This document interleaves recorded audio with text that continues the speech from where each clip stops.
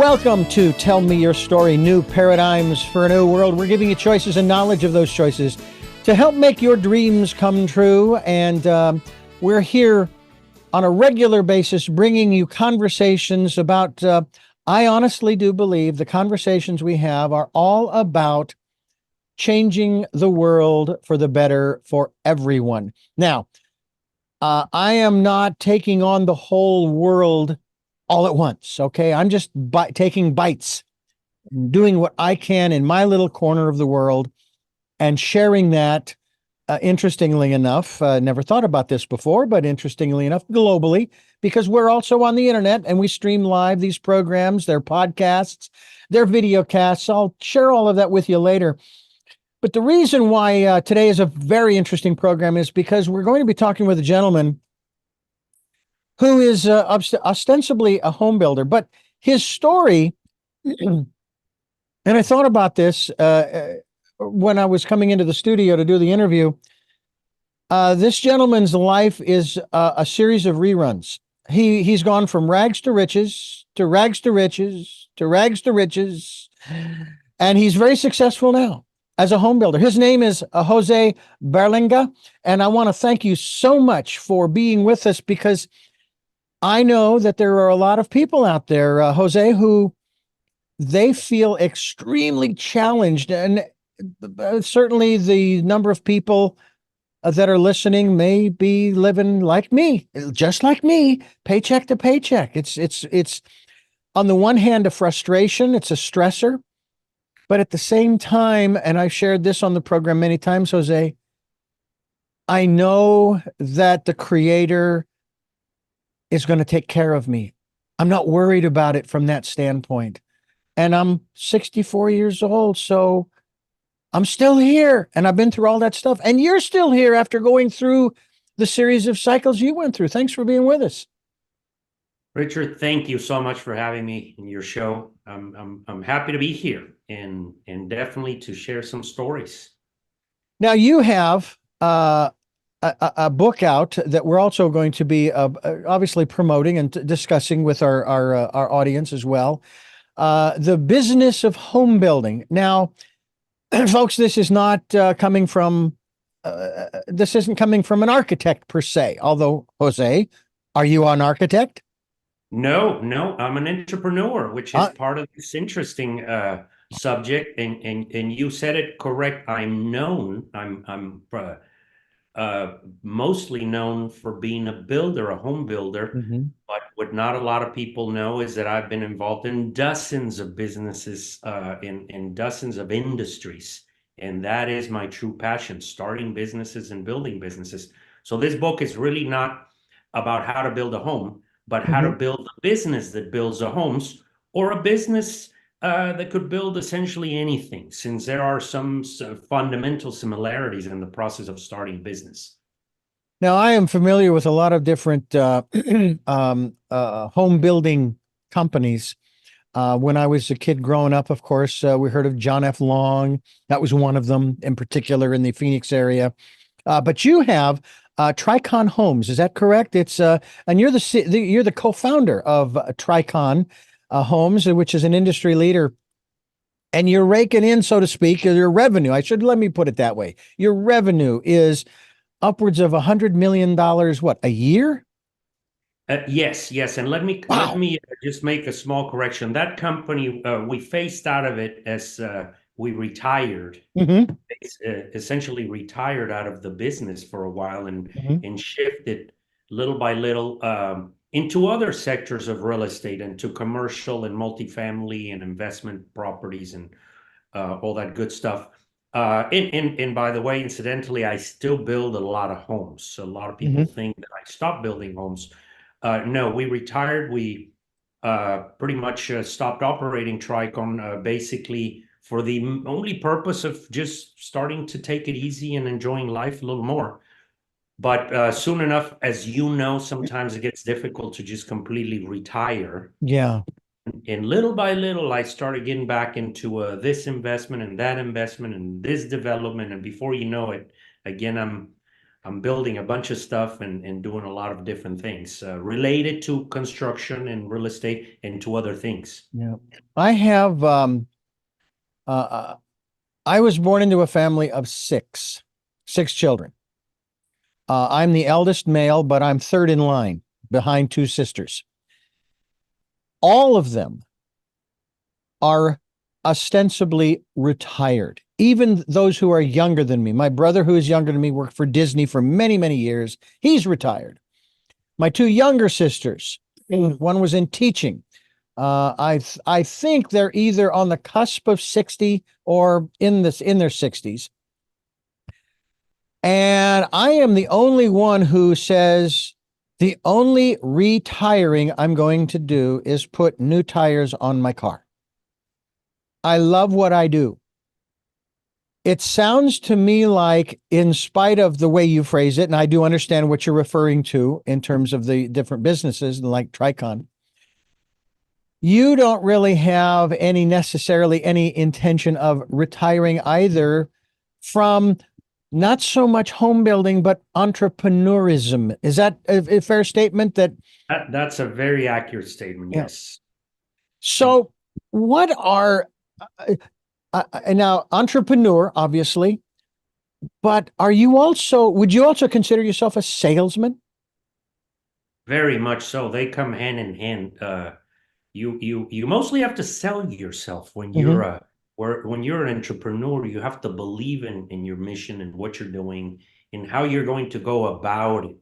And if you don't have that outgoing personality and identity of a salesperson, I do think it makes it difficult to be an entrepreneur, particularly if you're not a brilliant person, which I don't consider myself. I consider myself a hard-working, persistent individual. I did not invent anything. When you're a creator, when you create some software or a new technology Mm-hmm.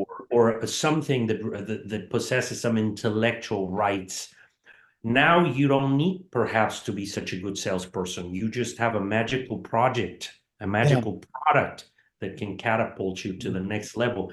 I wasn't blessed with anything like that. Mm-hmm. I had to just grind, work hard on very basic industries that are highly competitive.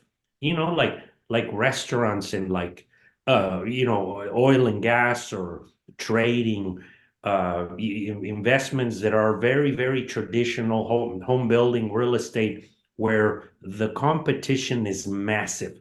So the only way to go around it when you're not an inventor, let's say, somebody who has a very unique product that nobody else has, the only way to compensate it is by being very good at selling yourself, selling your product, and very persistent and very hardworking.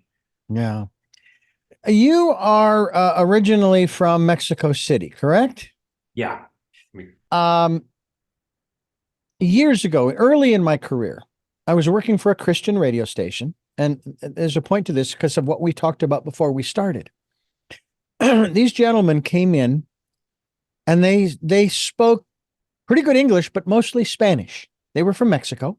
They wanted to do an overnight Spanish music and program on our religious station, which I thought was interesting. And obviously, the model at our station was, if you've got the money, we'll put you on. But they would come into the radio station, and we're talking about at the transmitter site, not at the broadcast site like in the middle of town. This was out where the tower was back in the 80s and 90s. In suits, dark suits, nice white shirt, beautiful tie. I mean, the whole shooting match, right? The Men in Black, huh? Men in essence, Men in Black. And I was working with a gal who initially I had insulted by making the comment that, oh, so you're from Mexico. And she turned to me and gave me the stink eye and says, I am not from Mexico. My family is from Spain. So she made a very distinct point of that. But these gentlemen, of course, were from Mexico. So I said, first of all, I apologized. I says, but these guys that are coming in, boy, they seem so arrogant, so full of themselves. She says, you need to take another look. That is not arrogance. That is confidence. Confidence. There's a fine line, I suppose. Yeah. Yeah. Now, they were the nicest guys you'd ever want to meet. I never had a problem with them, Yeah. even communicating with them. And I now work for a radio station. Well, I've been working for 18 years for the same radio station that was just bought by a corporation that has 48 other all Spanish speaking music stations. We're the only English station in its network. Yeah. Many of its employees, the people that I work with in terms of getting things done, like the engineer and so forth, one of them speaks fairly good English, and he has already made it clear to me. He says, Richard, you need to, if you're going to communicate with me verbally, face to face, you need to slow down because I have difficulty understanding what you're saying. Most Yeah. people, even those who are fluent in English, have trouble understanding. But you're wearing a suit and tie. For those who are not watching YouTube, you're wearing a suit and tie. I am, And and I enjoyed. We were talking about it. I like dressing up. It's just kind of part of my activities, yeah. and I feel good about it. And I know that when I wear a suit and tie, when I put on a nice shirt and a tie and so forth, I feel different. I feel there's a certain level of empowerment, not power and control kind of thing, but just like, oh yeah, man, I could do anything. Yeah, you feel official, like you're what you're doing is important. It gives a little bit of meaning to what you're Mhm. doing, or at least in my perception. Yeah. Is this something that you grew up with, or is this something that came along as you went through the highs and lows of entrepreneurism? No, I'm probably at an age where I still saw that formality in business and certain activities. You and I were talking about how people used to get dressed up to get on a plane Hmm. or events and things like that. And I still have a little bit of that school where I associate getting dressed up with doing things of importance to me. Hmm. I grew up with it. I saw a lot of examples of successful people that I wanted to replicate, and be like the mentors and people that I looked up to, and it was always attractive for me to try to dress up. Not obviously not every day now because the world has gotten a lot more casual, but it is important to me. And you're right. Just to comment on there, Mexico's an interesting place too, where although now I'm more American Texan. I've spent more years of my life in the US as I have in Mexico. I left Mexico when I was a teenager, um, and to go to the university here in the United States, and there were always links with the US, which I have I truly and have enjoyed living here, and I still visit Mexico quite a bit. And there are a lot of people from Europe, from different parts of the world. So yes, to me, I am proud to be both American and Mexican in the Hmm. different aspects of my life and my career, to understand both cultures, to identify what are some of the things that are important to me in those cultures. But I can see how some people can really attempt to identify themselves more from their original background more Hmm. than where they grew up, Yeah. and that can be tricky. And them building something that I've seen is obviously something that we all have to learn. And I always give this advice: when you go to a new place, when you move, for example, those people that came to the US to start a business, I always recommend, before you start, or venture into any type of new business, learn it, because we tend to think that we can operate here in the US, if we are smart and if we know how to put a business together, that it's going to work the same here than in Mexico, than in Spain, than in France. And that is highly incorrect. The way to operate, the way that business is conducted here and in Asia, in the Middle East, mentalities, systems, structures, procedures are completely different. And we all need to spend a little time learning them, because having an idea and having a great idea Hmm. is very different than actually executing it. I Hmm. think you and I have enough experience where we know better that than the easy part is to have a great idea. Executing it accurately and successfully is what's truly difficult. And we underestimate that when we go to a new place and a new environment. So I interviewed a woman some years ago on doing business in China in particular, and most specifically. And to sum up much of what she said, you can take your idea, as you talk about, you can go to China, and if you do not honor and respect the customs, or you misspeak in one way or the other, one of two things may happen. You will wind up in jail or deported. And I think that that is not just in China, but she was actually a little broader than that. Mostly in the Asian countries, Japan and Taiwan and Vietnam and Southeast Asia and so forth. yeah. And the same thing is true if you go to the Middle East, to the Middle Eastern countries, or if you go to Europe. Yeah, absolutely. Or if you go to how can I put this? Even Latin America. Exactly. You go to different parts of Europe, Western Europe, Eastern Europe. Mm-hmm. It's not just the cultural aspects, but even the way to negotiate. When you negotiate from different people from different parts of the world, it is always to your advantage to understand their culture, to understand how they think, how they operate. And sometimes we take that for granted and we go straight to business without really understanding the culture and identifying with the people that you're working with. Is highly important. I believe that the same goes with your team, with your employees, with people that you surround yourself with. You have to understand what drives each one of us in order to help us work better and become more successful as a team. Yeah. The Business of Home Building, How to Start and Operate a Residential Construction Company. That is the subtitle there of the book that Jose Berlanga has joined us to share, but also his insights and his life as we continue talking here on Tell Me Your Story. The book was released back in at the first part of May 2024, and we're actually kind of excited to talk to you because, as I mentioned up front, there are a lot of folks, and I kind of find myself in that category sometimes. I usually am a very optimistic person. We talk about giving people choices and knowledge of those choices to help make their dreams come true.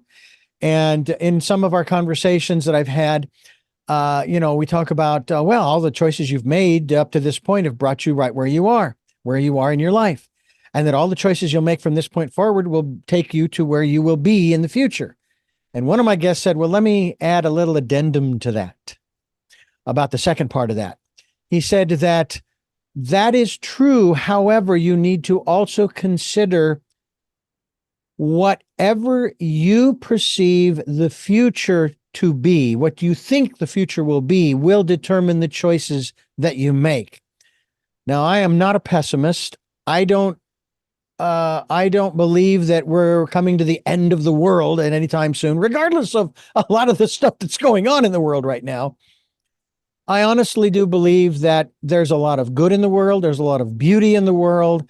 It is said, and I tend to agree 99.9% of the time, that I live in one of the most beautiful parts of the country, if not the world, as well as one of the most expensive. And yet I'm not making a 6-digit figure, far be it from that. And yet I'm still here. I'm still doing what I love to do. You said you moved from Mexico to the United States to go to university when you were a teenager. What were some of and obviously maybe one of the biggest challenges was obviously the difference in culture as well as language. How did you approach that as a teenager? Because here you are today and you have all of this knowledge, this understanding, this wisdom. But as a teenager, we usually we usually think that we know it all when we know nothing. And we're Yeah. trying to acclimate, and it's really challenging. So tell us about your beginnings here. It was exciting for me. I had always a love, an interest in the United States as a first world power since I was a little kid. The first couple of times that I ever came to the US, it was amazing to me. I fell in love with this country. The grandiosity from the highways, the airports, the structures, the construction, the people, the order, the cleanliness. I have a lot of pride in how this country operates. And I always wanted to fulfill my dreams of building something, of bringing my love for entrepreneurship and combining it with this nation, with the opportunities that this nation has to offer. So when the time came to be able to go to college and of course be able to attend to a U.S. university, I immediately took the opportunity to also start a business. I couldn't wait. It was just in Mm. my nature to skip. I didn't want to plan too much. I didn't want to wait too much. I didn't want to graduate and then start thinking about what to do. I knew that I wasn't sure of how to go about it, but I also knew that I didn't want to wait until I figure it all out. Hmm. Sometimes our life can go by trying to plan for it and trying to have a perfect plan of attack, the right job, the right industry, the right activity, and opportunities may go by if you overthink them. So the moment I had a chance to be here, I have to be honest, nothing concerned me, nothing worried me about this transition. I could barely speak English. Interestingly enough, a lot of people tell me that I don't have much of an accent. I made it a point uh, to really effort myself to even apply the right sounds so that now people are not sure where I'm from. They go, oh, I hear a little bit of an accent. I just don't know where it's from. Um, and I just immediately applied myself to first learning, understanding the system, understanding the culture and how to go about it. And little by little, one business took me from here to there to the next, which leads to the other subject of yes, it was not easy by any means. Hmm. Um, something that's fascinating to me that I've learned over my lifetime is that all of us, when we're kids, I think this applies to pretty much the majority of the planet. We all grow up with some dream, with desires, with wishes of something, of achieving, accomplishing certain things. We see ourselves as grown-ups uh, in a certain position, in a certain job, or having achieved whatever it is that we have in our imagination. But then here's a fun part. At some point, we get there and reality kicks in. All of a sudden, we start facing the real world, whether it's a job, the corporate ladder, whether it's starting a business, whether it's raising capital. We start running into all of these obstacles.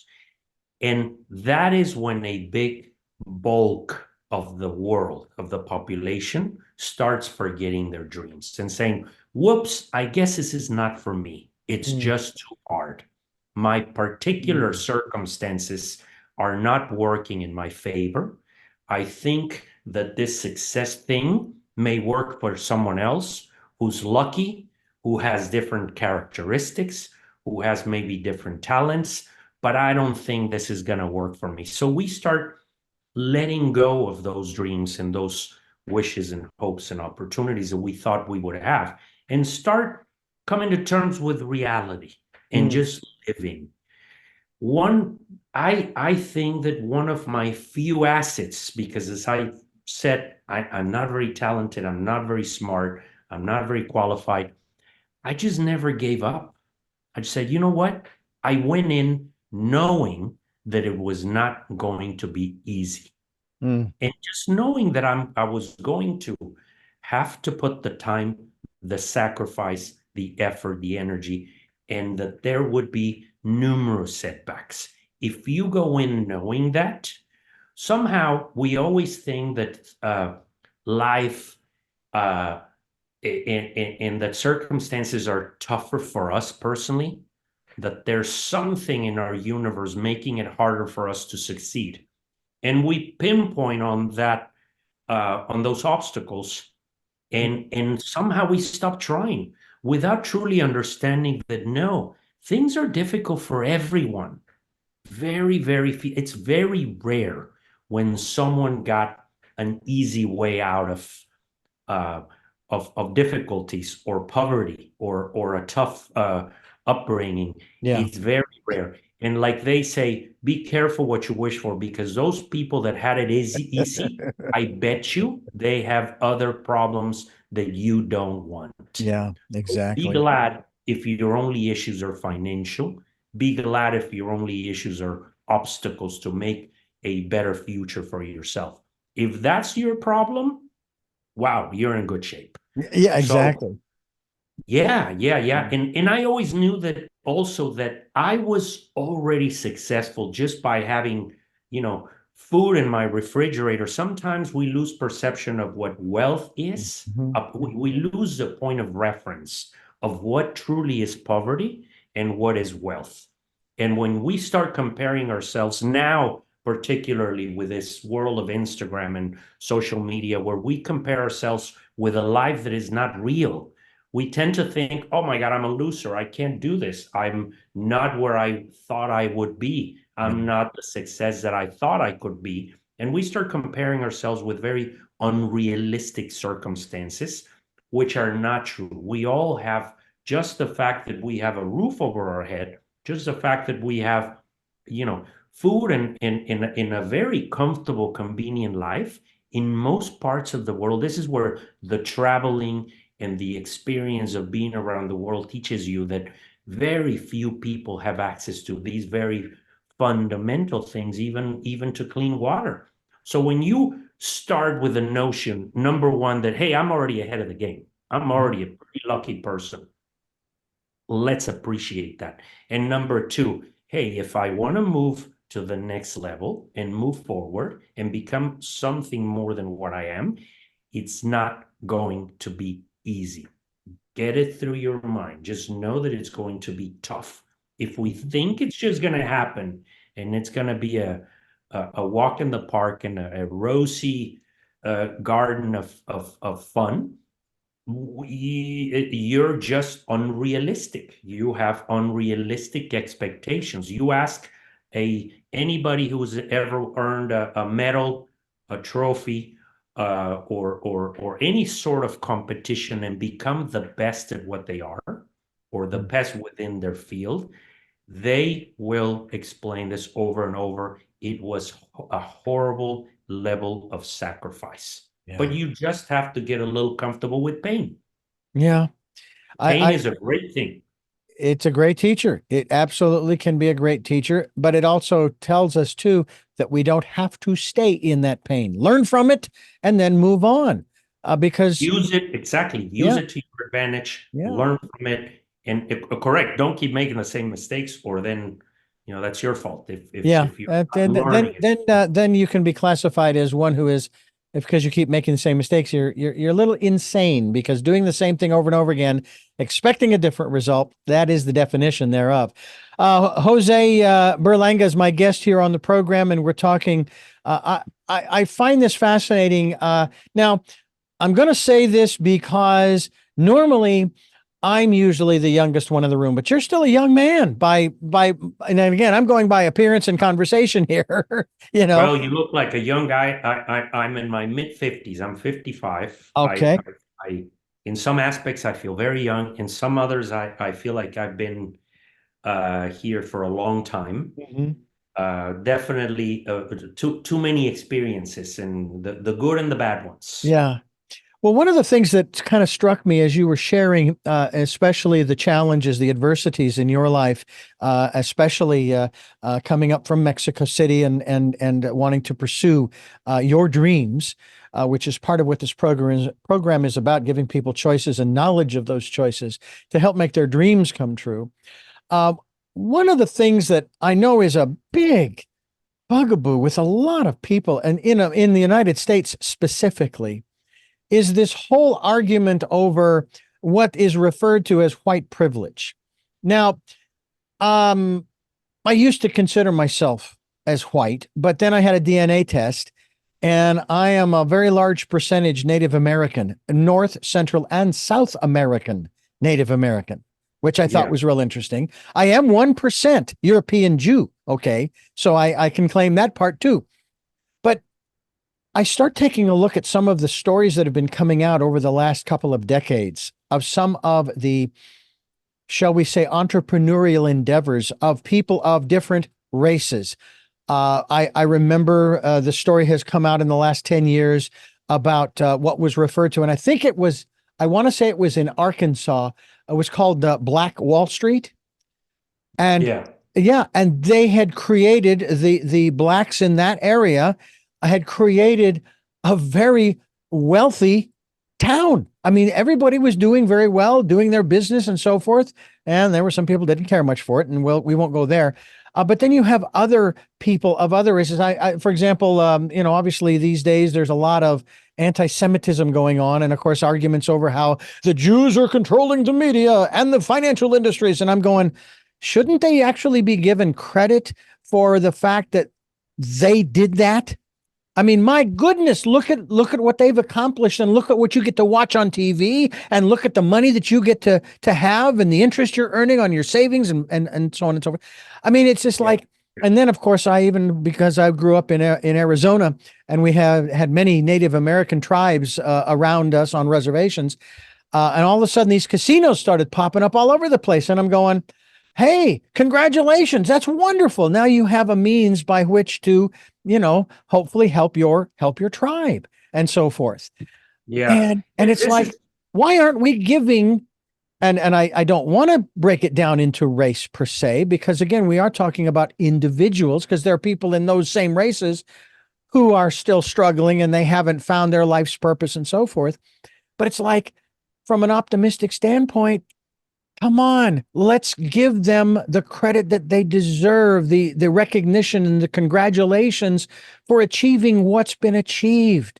And I'm thinking that from your standpoint, you in particular, I'm sure you had moments, as you already shared, where you didn't feel too congratulatory towards yourself because of maybe some of those challenges, the things just didn't go yeah. quite the way you wanted. But I also hope that when you did make those achievements, those goals were met and so forth, you say, all right, you didn't necessarily hold a parade down Main Street, but you did a little cheer for yourself, saying, I did it. I with a lot of help from the people around me, but I did it. I made it to this level. Yeah. I've done something with my life, and I think I'm a good person to answer this from different angles because I completely understand that some people have more challenges or tougher challenges than others. And sometimes the natural thing, the easiest thing is to associate it with race, with our background, with our religion, with our cultural identity, so on and so forth. It's the easiest way for us to say, oh, my life is harder because of this and this and that. Everyone, in my experience, everyone has different challenges. They're not always obvious, apparent to the eye. Mm-hmm. Okay. We all have them, and we all have a tough time, whether we agree or understand it or not. I'm a good example because I didn't have, I had something very similar to say that perhaps someone with the ethnic obstacle that appears to be the problem. I had it with my scars. Okay. I'm just going to be blunt. Mm-hmm. I was treated very, very different. When I was growing up, diplomacy didn't exist. political correctness does not exist. People would, and by the way, now my scars after dozens and dozens of surgeries, they don't look as dramatic as they used to. But in my earlier years in my career, the focus was my scars. Can you do the job? Look at, how you look. It was even questioned. Can you even talk to people? Can you achieve these things, being that you have physical challenges? And it was a big issue for me. Without getting into, thousands of stories and moments that I went through, but I understood that these objections needed to be overcome, not by me focusing on why I couldn't do something. Oh, I can't do this because people are telling me that I look this way and that I have these obstacles. So I had to generate the solutions. I had to ignore what people were looking at and create my own opportunities and prove it to myself that regardless of my circumstances and my conditions, I was able to succeed. So I began to turn negative things into positive. All of those problems that we see, even from the way we look, even from our level of intelligence, they can be turned into assets. And most people don't associate their deficiencies with opportunities, even down to, for example, in addition to a lot of my physical problems that turn into real obstacles, I was also ADD, highly ADD, and I had dyslexia, and I was a daydreamer. I grew up in a hospital staring at the ceiling of a room where I developed my ability to space out while most kids were learning how to read and learning how to learn. I was recovering in a hospital for years. And I had all these weaknesses. I had a lot of anxiety. I had a lot of mental disorders. Well, guess what? Little by little, I started training myself to use some of these deficiencies. For example, my ADD, my attention deficit, I turn it into an attention surplus.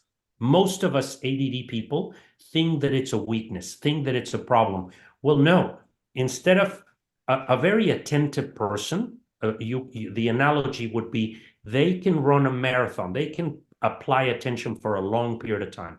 ADD people, what we don't know about those guys, like myself, is that we can only apply our attention for a very small period of time, but it's very powerful. That moment, when something draws your attention is very powerful. And if you utilize it correctly, you can turn yourself into a leader, into a fast decision acting machine. The same happened with, for example, with my anxiety. I was highly anxious. Well, one day, little by little, I understood how to use that anxiety by getting things done. One of the biggest solutions, one of the biggest medicines for anxiety is to knock off things off your checklist, of your list. So I started creating tools to compensate for my weaknesses from one to the other and utilizing the negative to help me achieve goals. I don't think most of us think like that. Most of us start thinking of the why I'm not able to get there instead of what do I have? What are my strengths? What are my weaknesses? And how do I use those weaknesses to my advantage? I assure you that most of them, even the distractive personality, or perhaps my inability to connect with a lot of personalities, force me to develop my ability to get along with others because I wanted to be accepted. That turned me into a better salesperson because all of a sudden I wanted people to get to know me better, not because of how I looked, but because of what I was able to do. And so on and so forth. You ask, and what an irony, because you even ask a very good looking girl or a guy or a girl, and they will tell you, most people don't treat me with respect, or don't give me don't give my intelligence the respect, because they think that I get everything so easy just because I'm attractive. Even those particular personalities have those weaknesses and insecurities. So somehow we all want to be better understood and better taken in consideration because of what we're able to do and what we're able to achieve, rather than for how we look. So I think there's so much. This is such a complex subject, but the moral of the story is, stop looking at these objections. Stop thinking of why I'm not getting where I want to be. It's fascinating because of what you share. I can relate to. I personally was born I was born legally blind with three congenital issues: nystagmus, stigmatism, and bilateral cataracts. And I had all those wonderful little surgeries as a kid growing up. And I probably will never forget. Probably the last one I had was not a happy camper, going down the corridor on the gurney, being taken in. And then I told my ophthalmologist before they started, I said, because they were going to put that rubber mask with the ether. I says, if you do this, I won't play with you anymore. Yeah. But in spite of all of that, I got into an industry that I hadn't even thought about, that I was going to need my eyes for, reading of scripts and news stories and so on and so on and so on. And in 1996, I was blessed that technology sort of caught up with me. And though I had lost the vision in my left eye due to glaucoma, I had a lens implant put in my right eye. And it was one of the most fascinating experiences because I was totally awake. I could see everything that was going on. And what was I doing? Instead of lying there quietly, just letting them do their thing, I was sharing with them a recipe for a hamburger that I had come up with.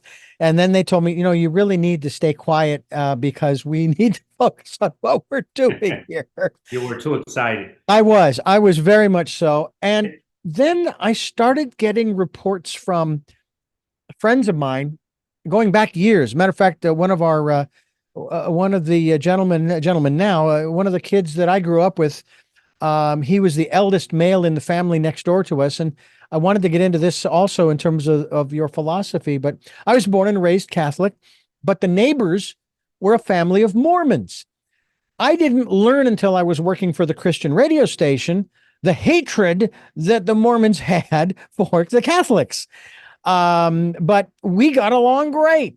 Well, not too long ago, in communicating with one of his brothers, he transmitted to his brother, who then sent it on to me, one of the most beautiful expressions of acceptance that I have ever heard. And I'm not even going to take the time. I know I have it saved on my phone, but I'm not going to take the time.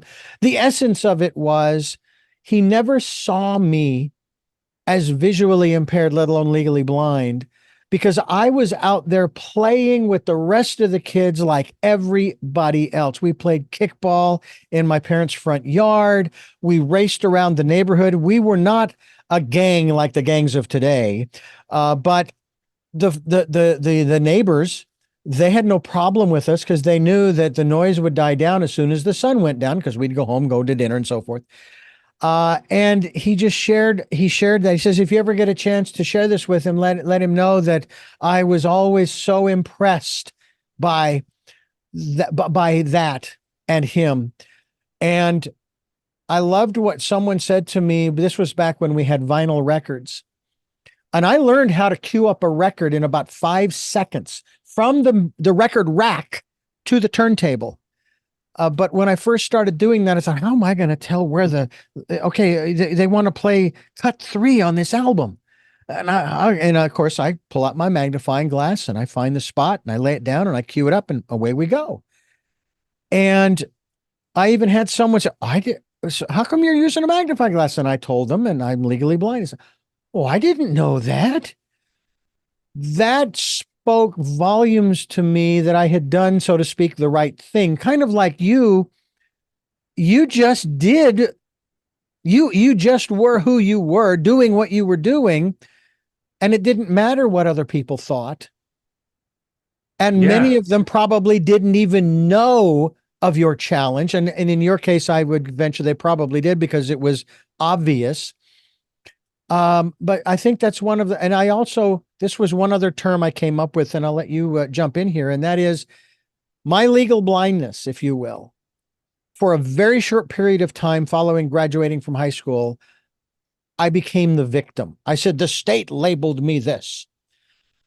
But I rephrased that and I said that it's a perceived limitation. Yeah. And and again, it goes back to one of the philosophies I shared with you earlier. You work with what you have until you get what you want. And in my case, I got 20/50 vision with corrective lenses right after the lens implant. So I'm driving now. Yeah, yeah, and it's only a limitation if you allow it, and you're only a victim if you choose to be. Yeah. And those things, I do believe that every setback, every impediment that you have impairment at any level, it normally develops other skills Mm-hmm. in within you. We just forget about those. Hey, if you can't see very well, normally you develop other ways of, but, and then if your sight, like in your case, gets better, now you have extra skills. That happened to me.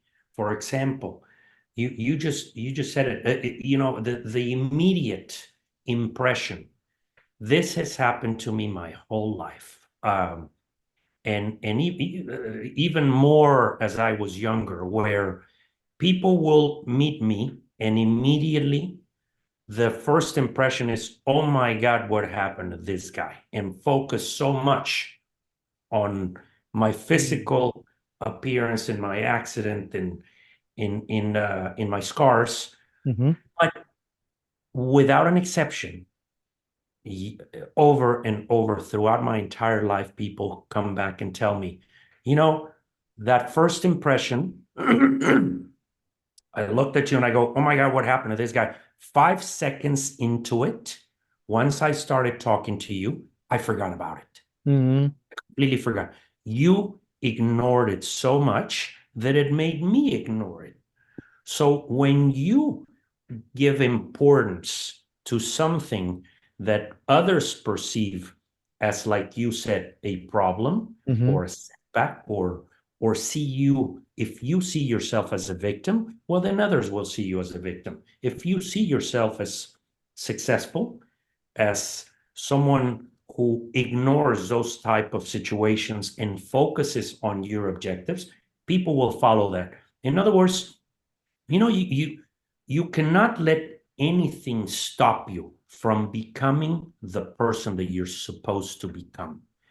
I don't care Mm-hmm. what it is. So, and over time, of course, you keep adjusting and learning from yourself, and you keep reinventing how you go about in living your life and improving yourself. So, And at the same time, these perceived limitations, yours or mine, they are part of who we are or were, however you want to phrase that. And without them, we wouldn't be the people that we are today. And that's, I honestly do believe that that is absolutely true. That's why, to me, someone who has a regret is basically saying, if only I could go back and change this. But you can't. What you can do yeah, is move forward, embrace it, understand that it isn't something that is permanent. And again, as we've already shared, it's a perceived limitation. And what can I do with that? How can I make that work? I mean, I never ever thought that I would ever record books. And the very first book that I ever recorded was for my first wife. That's how I met her. And she, by the way, was totally blind. It was a book by an author by the name of Og Mandino called The Greatest Miracle in the World. and actually how appropriate that was. And it was given to me by my best friend. He passed away recently. We were best friends for 53 years. Went to grade school, high school, college together. He worked in a bookstore. I was going through a low period around Thanksgiving time, and he gave me that book, and I read it, and I wanted to record it. And I was working for another station that broadcast to blind and visually impaired people. It was called a radio reading service, and they broadcast it the week of Christmas, with the fourth segment airing on Christmas Eve. And this woman heard it, this young girl, she was 17 at the time, heard it, wanted a copy of it. And I thought, well, I'll deliver it, and meet somebody new. Little did I know that it would be my first wife. So that was astounding to me, that I was actually allowed to record a book for this radio station, because I didn't have the reading skills. I don't know about you, but I hated getting up in front of class when they said, "Okay, Richard, I want you to read paragraph 3."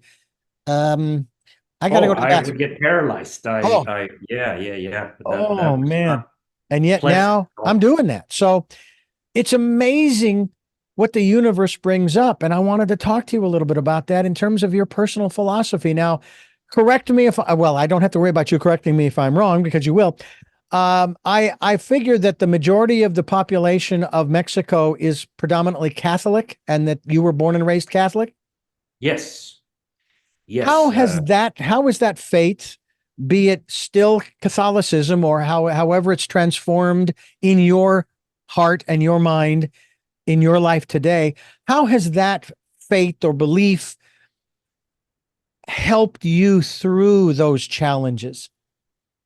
Well, it provides you strength. It provides you faith, comfort in those difficult moments where all you have is hoping for the best. There are moments in time when, and it happens to all of us, when everything that can go wrong will go wrong, personally, financially.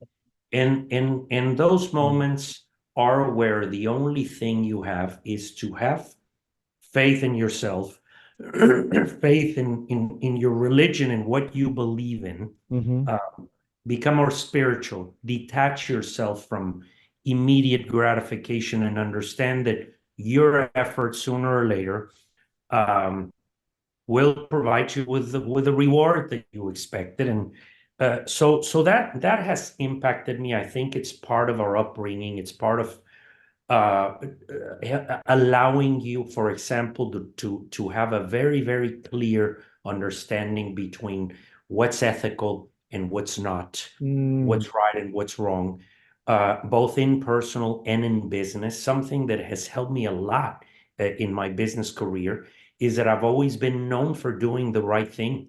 People come to me even to help them identify where the fine line of doing a dumb deal or giving in because I made a mistake, or no, don't give in because you are right, you are correct, and you need to draw the line. Mm. I think that I have a very strong ability to identify where to draw that line between what's right, what's wrong, how to operate a business ethically, how not to be taken advantage of.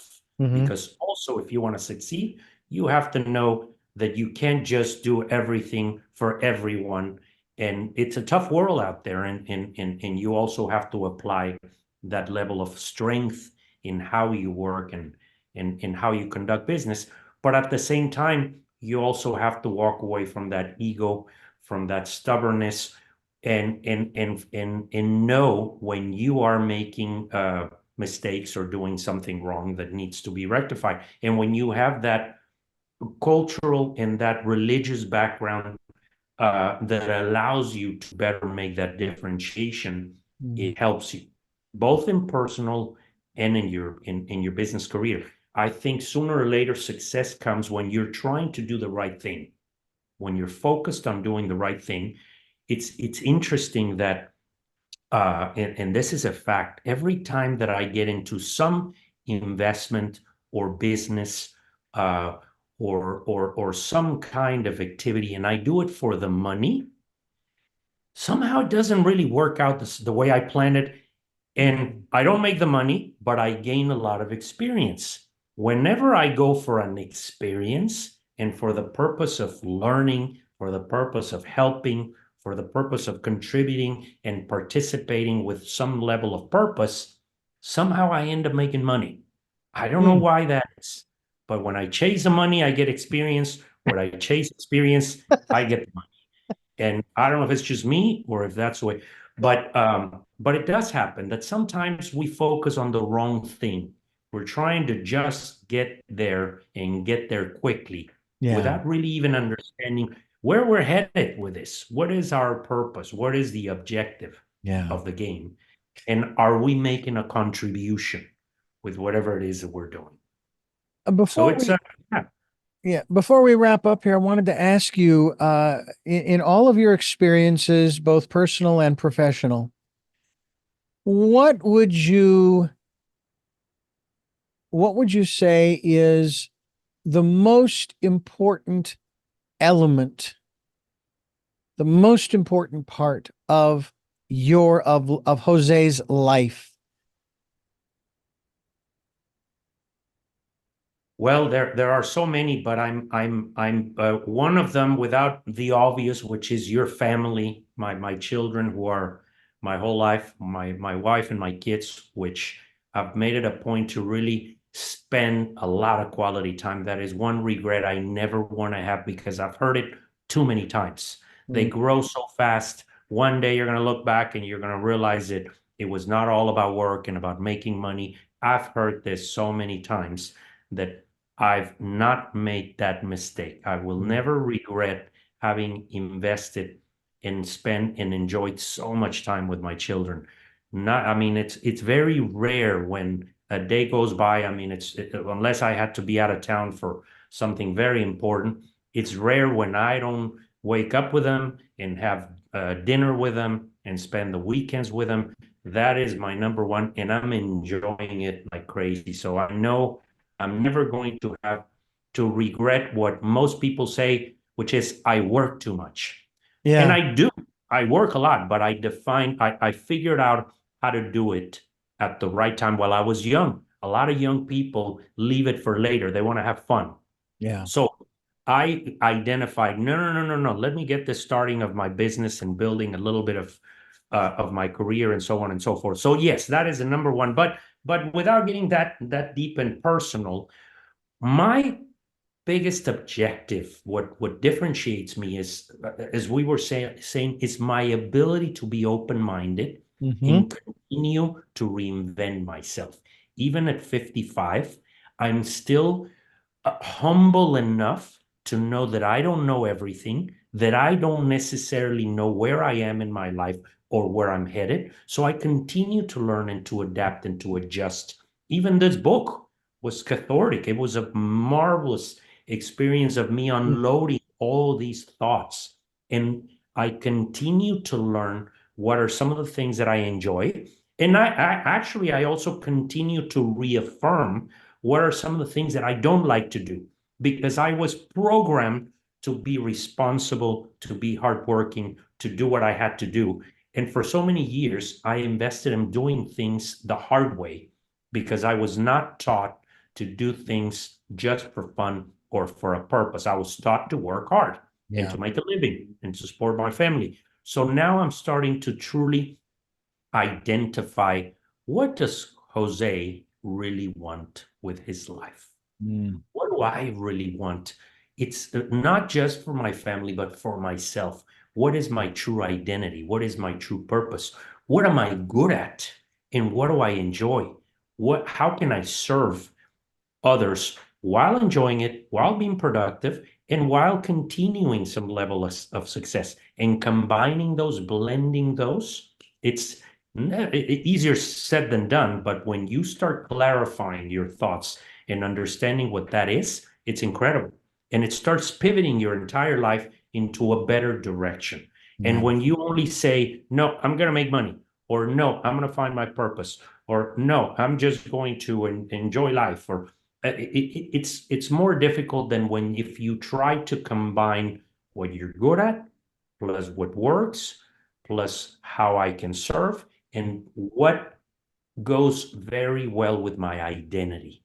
Mm. So when I'm continuing to evolve and to perfect the art of being honest with myself, of being clear to myself as to where am I and where am I heading and what do I want out of my life and out of my career. Sometimes we're just so busy going through the motions, Yeah.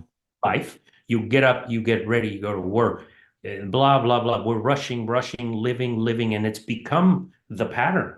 We're always in a hurry. We're always stressed. We never sleep enough, and we don't give ourselves time to really plan for where we are, where we want to go, and how do I get there. So clarifying those, that has become a big part of my life. Well, I like quoting my father, who said to me probably when I was in my late 20s, early 30s, Richard, find something you love doing because you're going to be doing it for a long time. Don't get stuck like me. Now, my father didn't stay stuck because he went back to college and got his computer programming degree. Now, this was during the 70s, and he would be bringing home boxes of fanfold paper and punch cards. So we had lots of paper to play around with. But I feel as though, and I say this quite often, that I have been in the right place at the right time most of my life, especially when it comes to my career. Um, and we, as I mentioned earlier, we talk about choices. And I think about this a lot more now than ever before.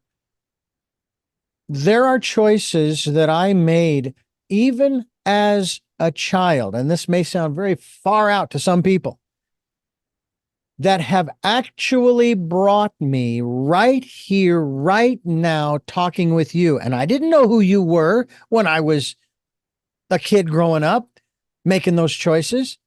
But it's like, well, take a look at the pattern. Take a look at some of the choices you've made. Look where you are today. You can Yeah. actually look if you're and like you say, you're honest with yourself. If I'm honest with myself, I can see some of those choices that I made and like, oh, I liked it because I like where I am today. I like being in this conversation with Jose and talking about his book and so forth.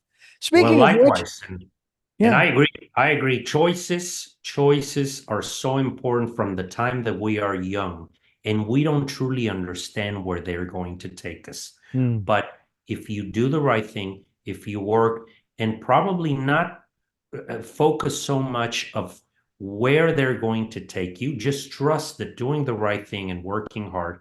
I always quote. I find it funny, but it's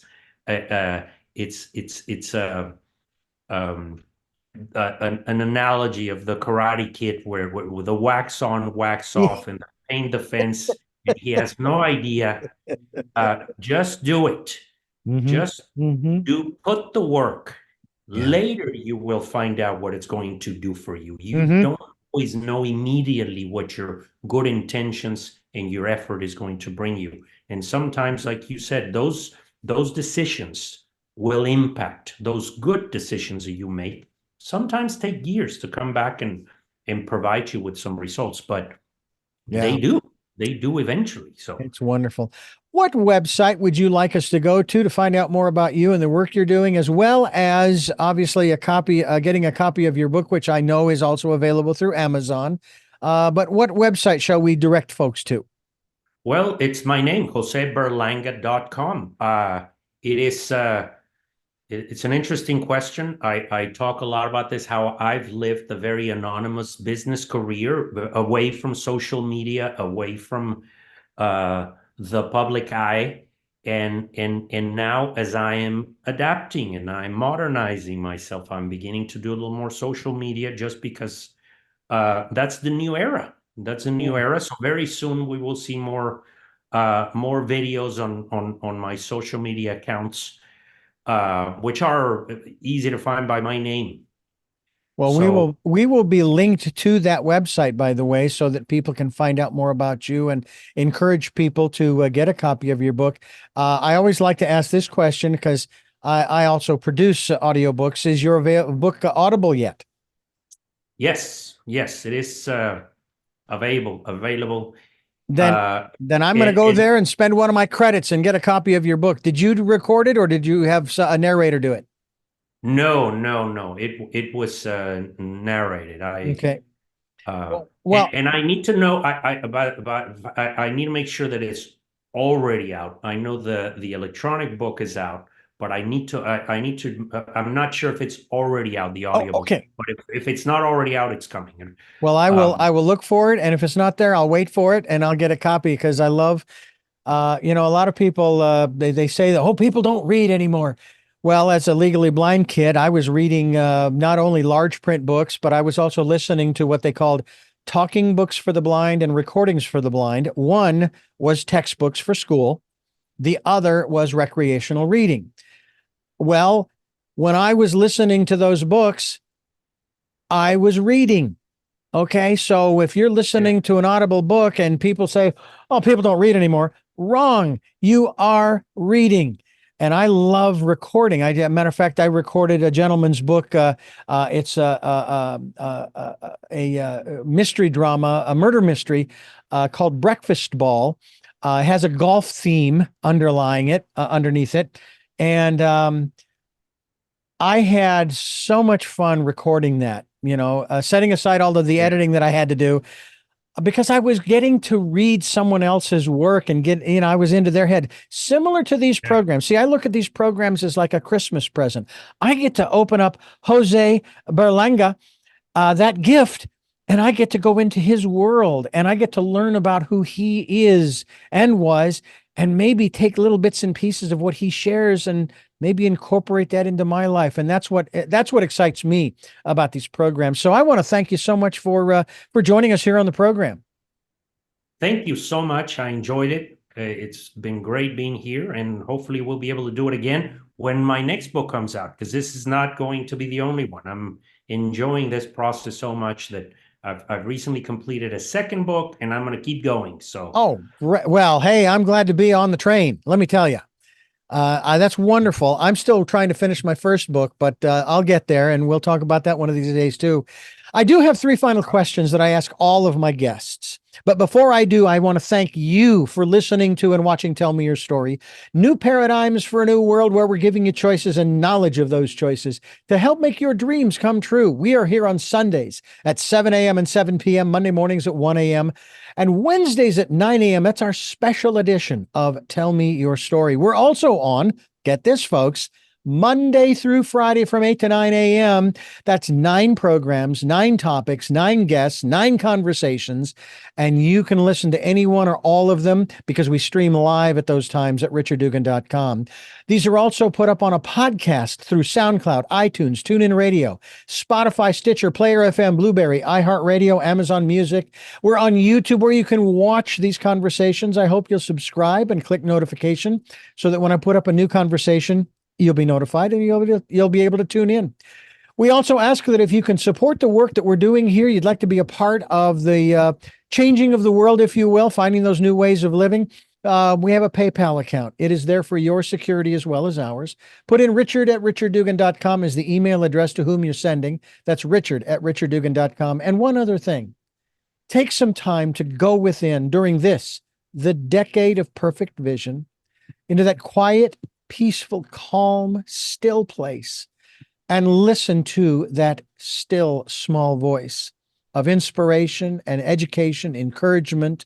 And sometimes it'll just be quiet because that's maybe what you need. I know that I could use it a lot more than I take the time to. So please, during the decade of perfect vision. With all of that being said, we turn back to our guest and we ask those three final questions. The first of which is, who is Jose Miguel Berlanga? father, husband, entrepreneur, investor, writer, and a lot more. But those are the very basic ones. In the certainly, I enjoy each one of those. Those are the basics. What is it that gets you up in the morning? Uh, Trying something new and doing something that is difficult. Every day I try to not get complacent in just continuing to do the same thing. I always try to do something new and something difficult to keep my brain going. And finally, what was your best day? Oh, when definitely when my children were born. I think that was the most exciting. I've had a lot of I have to say something funny that I'm told that I don't show very much emotion. I've had a lot of wonderful days in my life. I've had a lot of bad days in my life, to the extent where I rarely show them. Uh, when I had a great day, can tell. If I've had a horrible day, I try not to let it show too much. So I'm trying to avoid that level of emotion. But I would say that definitely in my career, there's been so many ups and downs that I lose count of which ones were the good days and the bad days. So seeing, yeah, definitely my kids gave it a whole new meaning. Mm. Once again, I thank you so much for being with us here on the program. And I do look forward to talking with you again, if not before, when your next book comes out. I always love following our guests and their entrepreneurial as well as writing endeavors because there's always some new insight to glean. And I thank you so much for sharing today. Thank you, Richard. Great being here. And I thank you for listening to and watching Tell Me Your Story, New Paradigms for a New World, where we are giving you choices and knowledge of those choices to help make your dreams come true. And until our next broadcast, podcast, videocast, love to Lal. Jeanette, I am still listening. Dad, continue to be happy because I am. Smokey, I'll see you on the other side. And to my dear friend Zorro, aho, aho.